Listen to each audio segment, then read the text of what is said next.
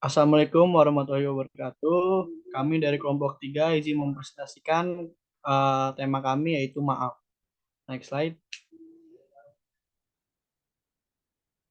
Ya, izin memperkenalkan anggota-anggota kelompok saya. Yang pertama ada Alif Hidayati Musalim, ada Deva Putri Arianta, ada Izan Geni Fadli, saya sendiri, ada Julia Safira, ada Nadia Dini. Next slide. Ya, izin menjelaskan mengenai maaf. Istilah memaafkan dalam bahasa Arab adalah al-afu yang memiliki arti secara harfiah berarti menghapus, membebaskan, melewatkan, atau meninggalkan dengan pemberian hukum dan meninggalkan kekerasan secara berperilaku. Secara istilah, maaf dapat diartikan sebagai menghapus bekas luka di hati akibat perlakuan pihak lain yang dinilai tidak wajar. Penjelasan selanjutnya boleh diteruskan oleh rekan saya. Baik, selanjutnya ada pengertian maaf menurut dari 5 pendapat ulama. Ulamanya ada Syekh Imam Al-Qurtubi, Syed Qut, Al-Maraki, Quraisy Shihab, dan Imam Al-Ghazali. Nah, menurut dari Syekh Imam Al-Qurtubi ini, ia berpendapat bahwa maaf itu memiliki makna sebagai penghapus suatu dosa. Nah, jadi maaf yang secara bahasa ini afu, artinya adalah melapangkan dada dalam memberikan suatu maaf pada orang yang telah menyakitinya tanpa adanya rasa kebencian di dalam hatinya. Nah, menurut dari Syekut, yang menjelaskan bahwa maaf itu kurang lebih sama dengan meredam suatu amarah. Memaafkan itu artinya mampu untuk mengendalikan ataupun mengontrol amarahnya serta tidak melampiaskan kesalahannya tersebut kepada orang lain. Nah, seseorang yang memiliki jiwa dan hatinya yang mampu memaafkan, maka ia akan terlepas dari rasa sakit hati dan akan adanya kedamaian dalam hati nuraninya. Next. Selanjutnya, menurut Al-Maragi, afu sendiri artinya menghapus dosa dengan melalui tobat, yang diartikan ketika seseorang itu membuat suatu kesalahan, maka ia wajib untuk melakukan taubat terlebih dahulu sebelum ia melakukan meminta maaf, agar seseorang yang melakukan kesalahan itu tidak perbuatan sebelumnya. Menurut Kreshihab, ia berpendapat bahwa memaafkan merupakan perilaku menghapus bekas-bekas luka yang ada di hati. Artinya, bukan memaafkan jika seseorang itu masih menyimpan bekas luka, suatu luka atau suatu dendam di dalam hatinya. Nah, terakhir menurut Imam Al-Ghazali, ia mengartikan bahwa al-afu ini sebagai yang maha penghapus dosa. Nah, hal ini itu memiliki makna yang lebih dalam daripada maghfirah, yaitu merupakan suatu ampunan atas suatu dosa yang tercatat. Selanjutnya akan dilanjutkan oleh rekan saya. Baik, selanjutnya adalah masuk ke tahap-tahap metode analisa tafsir yang kami sekelompok telah lakukan. Yang pertama, di sini ada tahapan menentukan tema.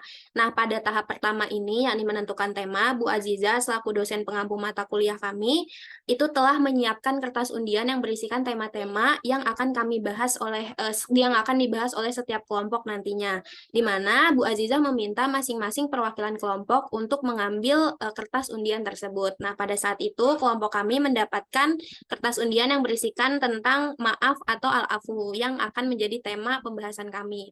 Nah, selanjutnya setelah menentukan tema, lanjut ke dalam tahapan predata. Pada tahapan ini, kami melakukan pencarian ayat-ayat Al-Quran yang mengandung kata al-afu di dalamnya dengan bantuan tanzil.net. Nah, caranya adalah dengan mengetikkan kata dasar al-afu, yaitu ain, fa, dan waw pada bagian roots di tanzil.net, lalu klik search. Nah, nantinya hasil search-nya itu akan muncul di bagian sebelah kanan layar. Nah, dari sini kami mengetahui bahwa terdapat 31 ayat Al-Quran yang mengandung kata al-afu di dalamnya. Nah, selanjutnya setelah mengetahui ayat-ayat Al-Qurannya, kami lanjut ke tahap menentukan mufasir. Di sini kami bersama-sama dengan Bu Aziza dan juga teman kelompok yang lain menyepakati bahwa kami akan menggunakan tafsir Al-Azhar yang ditulis oleh Buya Hamka untuk digunakan dan untuk menjadi alat bantu kami memahami tema yang dibahas ini. Nah, selanjutnya setelah menentukan mufasirnya, lanjut ke tahap interpretasi. Di interpretasi ini kami melakukan interpretasi ayat dan juga interpretasi pada tafsir yang sudah ditentukan. Nah, pada interpretasi ayat itu dilakukan dengan melihat keterkaitan ayat yang berisikan kata al-afu dengan ayat sebelum dan sesudahnya untuk memperoleh gambaran komprehensif mengenai konteks al-afu pada ayat tersebut itu terkait dengan apa sih gitu. Nah, selanjutnya setelah interpretasi ayatnya, kami melanjutkan dengan melakukan interpretasi terhadap tafsirnya. tafsir terhadap ayat yang mengandung kata al-afu itu sendiri, dan juga tafsir terhadap ayat sebelum dan sesudahnya. Nah, dari sini kami juga melakukan highlight pada kata atau cerita yang berkaitan dengan kata al-afu atau maaf itu sendiri, dan itu membantu kami untuk menemukan kata kunci yang akan digunakan di tahapan selanjutnya. Nah, terkait tahap selanjutnya akan dijelaskan oleh rekan saya. Baik, tahapan selanjutnya yaitu coding. Coding di sini adalah setelah mendapatkan interpretasi ayat dan tafsir, kemudian kami menemukan gambaran, kemudian dilanjutkan dengan membuat kata kunci. Kata kunci di situ misalnya memberikan kesempatan, memberikan peringatan, dan sebagainya, yang nantinya itu menggambarkan keseluruhan dari maaf di ayat tersebut. Fokus kami pada coding ini adalah kepada orang yang memaafkan, bukan orang yang dimaafkan. Kemudian lanjut ke kategorisasi. Kategorisasi itu terbagi menjadi 3. Yang pertama afektif, yang kedua kognitif, yang ketiga behavior. Dari kata kunci yang sudah kami dapatkan, kami kelompokkan lagi menjadi apakah memberikan kesempatan itu adalah bagian dari afektif, kognitif, atau behavior. Selanjutnya setelah menemukan kategorisasi, kita melanjutkan ke formulasi konstruk. Formulasi konstruk ini terbagi menjadi 2. Yang pertama definisi, yang kemudian kita mencari indikator. Nah, formulasi konstruk itu kelompok kami mencari definisi maaf dari yang sudah kami lakukan. Next. Nah, definisi maaf yang kelompok kami lakukan merupakan tindakan yang dilakukan individu sebagai respon terhadap hal-hal tidak menyenangkan yang dilakukan oleh orang lain yang dimanifestasikan melalui adanya perilaku timbal balik yang positif terhadap orang lain dengan tujuan untuk memberikan kedamaian baik untuk diri sendiri maupun orang lain. Adapun perilaku timbal balik positif yang diberikan dapat berupa adanya penerimaan terhadap permintaan maaf, membebaskan dari hukuman, dan atau memberikan hukuman sesuai dengan kesalahan yang diperbuat dengan maksud untuk memberikan peringatan dan bimbingan agar kesalahan yang sama tidak terulang lagi.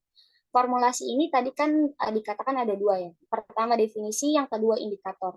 Kemudian indikator dari maaf itu sendiri kami menemukan yang pertama itu bersedia memberikan kesempatan. Kemudian yang kedua itu mampu mengendalikan diri. Yang ketiga, melakukan upaya resolusi konflik. Yang keempat, berpikir positif. Dan yang kelima, menunjukkan perasaan kasih sayang. Indikator-indikator tersebut akan dijelaskan lebih lanjut oleh rekan saya.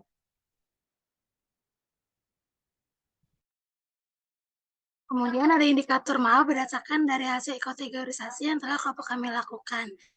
Yang pertama itu ada bersedia memberikan kesempatan, di mana individu bersedia untuk memberikan kesempatan pada orang lain untuk memperbaiki diri agar tidak mengulangi kesalahan yang sama. Kemudian yang kedua itu ada mampu mengendalikan diri, yaitu di mana mencakup kemampuan individu dalam mengelola emosi negatif dan meninggalkan kemarahan terhadap orang lain. Seperti contohnya dengan tidak membalas dendam, tidak lekas marah, dan tetap memberikan kebaikan kepada orang lain. Kemudian yang ketiga itu ada melakukan upaya resolusi konflik, di mana pada indikator ini individu menunjukkan upaya penyelesaian masalah secara bijak seperti dengan memberikan nasihat ataupun peringatan, serta memberikan hukuman yang sesuai dengan kesalahan yang telah diperbuat oleh orang tersebut.